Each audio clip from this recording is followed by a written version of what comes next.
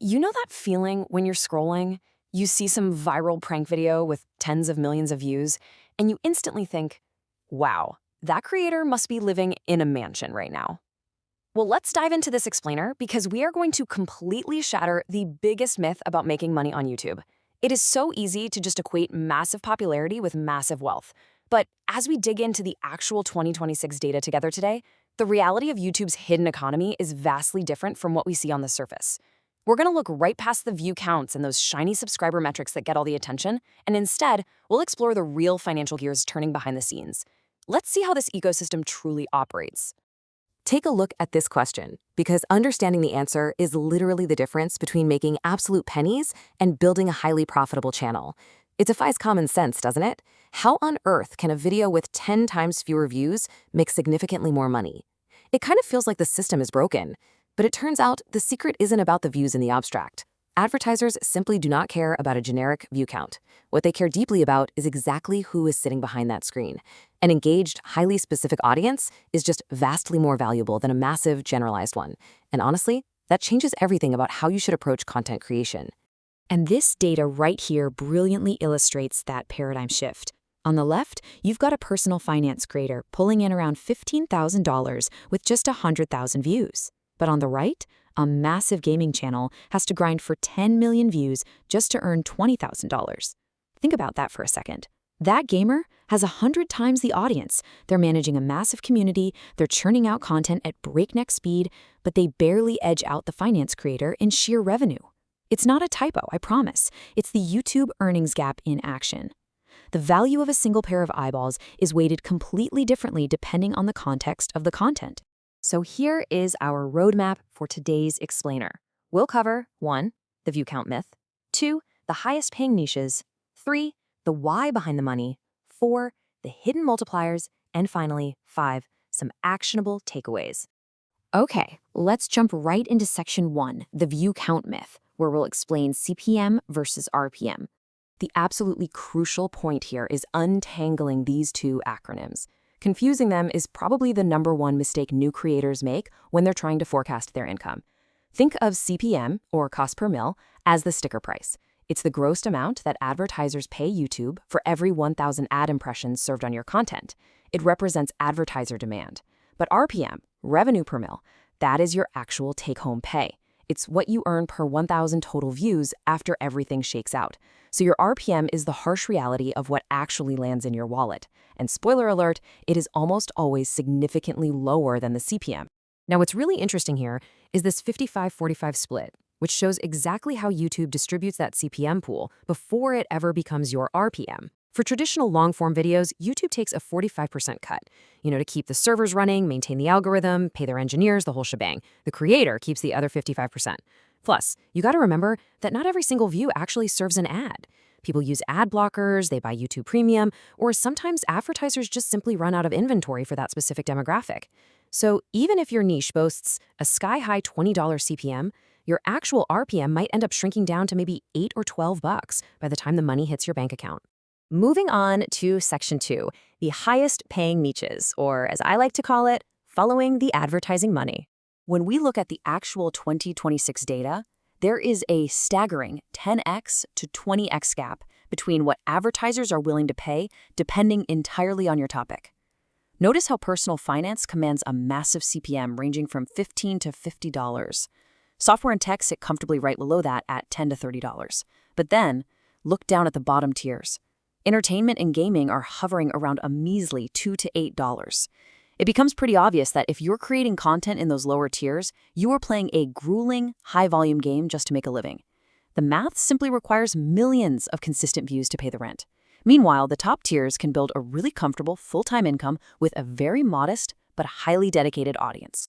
So yeah, whether you're breaking down the best credit card perks, tax strategies, index investing, or real estate, personal finance wears the crown. It's the undisputed king of YouTube CPM right now.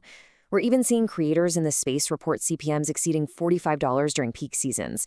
It literally proves that talking about money is, ironically, the absolute best way to make it on the platform. And the reason is simple. The advertisers flocking to these topics are massive institutions with deep pockets, and they are more than willing to outbid each other to secure the attention of viewers who want to improve their financial lives. Which brings us nicely to section 3, the why behind the money. Let's talk about customer lifetime value. Okay, this number absolutely blew my mind when researching this. 10 grand. This represents the potential lifetime value of a single new customer in these premium industries. Just think about it. If someone opens a new brokerage account or secures a mortgage or buys a life insurance policy because of an ad, they could generate $10,000 or more for that company over the next few decades. When an advertiser knows one customer is worth that much, spending $50 to reach 1,000 targeted people is an absolute steal. Conversely, think about a video game publisher making a one-time $60 sale on a new release. Mathematically, they just cannot afford those same advertising rates. Their profit margins simply don't support it. And this quote perfectly captures the magic phrase we need to remember: purchase intent. Advertisers gladly pay a massive premium when they know a viewer is already in a buying mindset. I mean, if someone searches for best project management software, their credit card is practically already on the desk. They are actively researching to solve a problem and they're ready to spend. But if you were watching, say, a funny dog compilation, they're in a passive, lean-back mindset. They aren't looking to buy anything. High-intent content converts viewers into buyers reliably, and that guaranteed conversion is exactly what drives the price of those ad slots straight up. Let's look at section 4. The hidden multipliers. We're going to cover geography, seasonality, and format. Beyond just your niche, there are invisible multipliers that can drastically shrink or explode your RPM. First up, notice how viewers from Tier 1 countries like the US, the UK, Canada, and Australia command the highest ad rates. This simply comes down to consumer spending power. A video heavily watched by a US audience might easily earn a $10 RPM. But if that exact same video goes viral in an emerging market, it might bring in less than a single dollar per 1,000 views. It's a stark reminder that geography acts as a massive invisible multiplier on your earning potential. Obviously, you don't get to control exactly where your video goes viral, but understanding who is watching definitely helps predict the financial outcome. Now let's trace how your income naturally fluctuates throughout the year, because the YouTube economy is wildly seasonal. In Q1, as soon as January hits, advertiser budgets completely reset and CPMs drop like a rock. It is a notoriously tough month for creators. But look over at Q4, October through December. This is the holiday rush. Brands are in an absolute frenzy to spend the last of their yearly marketing budgets before the fiscal year closes, which pushes CPMs 50 to 80% higher than the rest of the year. So it's the absolute best time to post your top content. The exact same video uploaded in November will easily make double what it would have made in February. Format is our final major multiplier here. When we look at traditional long-form videos that are over 8 minutes long, they are incredibly lucrative. Why? Because hitting that 8-minute mark unlocks mid-roll ads. You are essentially getting double the chances to monetize a single view by placing an ad right in the middle of the content. Shorts, on the other hand, offer incredible reach and huge viral potential. But because of how ad revenue is pooled together and the rapid speed at which users swipe past content, the RPM for shorts is roughly 5 to 20 times lower than long-form.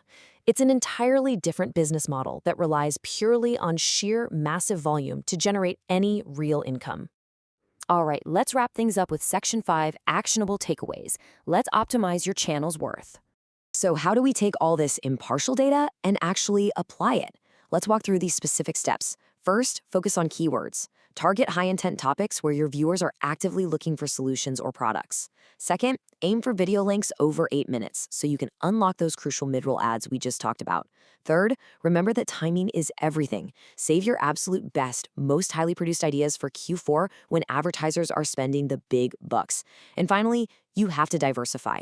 Relying purely on YouTube ads is risky. We've seen data where a tech creator made just $10 from platform ads on a video, but then turned around and generated over $1,200 in affiliate sales from that exact same video just by directing those high-intent viewers to a product link.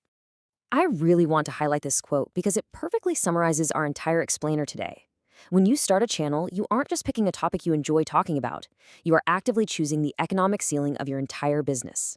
You can optimize your thumbnails, you can tweak your titles, and perfect your editing all day long, but your baseline RPM is fundamentally decided the exact moment you choose who your content is for. It is absolutely the most critical decision a creator makes, and yet it's usually the one made with the least amount of foresight into the data. So, I'll leave you with this provocative question to ponder as you plan out your next strategy. Ask yourself, are you creating content just for an audience, or are you creating an audience for advertisers? Understanding this hidden economy gives you the power to treat your channel not just as a fun hobby, but as a calculated business. Thank you so much for exploring this data with me in today's explainer, and keep learning.